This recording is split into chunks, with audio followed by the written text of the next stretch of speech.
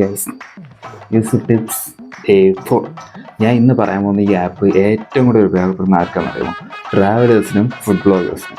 കാരണം ഈ app first നമ്മൾ ഈ ആപ്പിൽ കയറി നമ്മൾ ചെറിയ ലോഗിനും പരിപാടിയൊക്കെ ഉണ്ട്. അവിടെ നേരെ നമ്മൾ പ്രൊഫൈലിലോട്ട് പോകാം. പ്രൊഫൈലിൽ പോകുമ്പോൾ അവിടെ ആഡ് ന്യൂ ഡിഷ് എന്ന് കാണും.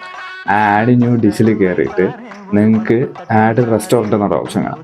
ആ ആഡ് റെസ്റ്റോറൻറ്റിൽ കയറുമ്പോൾ നിങ്ങൾക്ക് കേരളത്തിൽ എവിടെയുള്ള റെസ്റ്റോറൻറ്റ് നിങ്ങൾക്ക് ആഡ് ചെയ്യാം.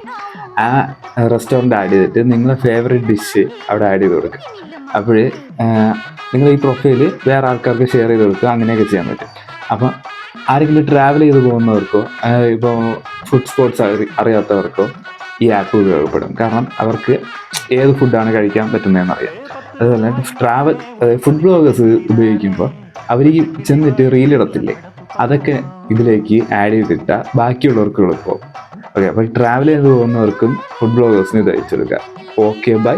ഞാൻ ആപ്പിൻ്റെ ലിങ്ക് കമൻറ്റ് സെക്ഷനിൽ ഡിസ്ക്രിപ്ഷനിൽ ഇട്ടിരിക്കാം. ഓക്കെ ബൈ ഗൈസ്, നാളെ കാണാം. സോറി ഗൈസ്, ആപ്പിൻ്റെ പേര് പറയുന്നത് ആപ്പിൻ്റെ പേര് ഫേവ് ഹൈക്കർ എന്നാണ്. Okay bye.